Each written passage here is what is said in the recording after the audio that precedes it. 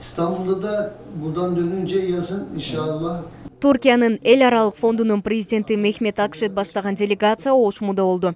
Аларды ректор Кудайберди Кожобеков кабыл алды. Жолугушууда эки мамлекеттин достугу, Түркиянын бир нече жогорку окуу жайлары Ошму менен кызматташуусу, Денизли шаарында жайгашкан Памуккале мамлекеттик университети менен түзүлгөн буга чейинки келишимдер тууралуу сөз болду.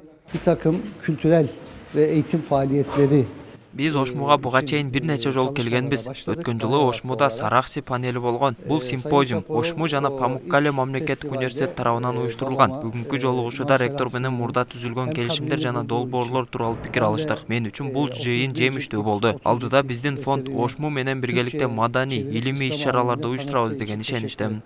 Буга чейин Ошмунун теология факультетинин студенттерине академиялык мобилдүүлүк аркылуу Памуккале мамлекеттик университетине барып билим алуусу үчүн 30 квота берилген. Алдыда студенттерге 40 орун берилип, алар бекер жатакана жана окуу жайдын өнөктөшү Түркиянын Гаев Вакфы коомдук фонду тарабынан ири өлчөмдөгү стипендияларды алуусу пландалууда.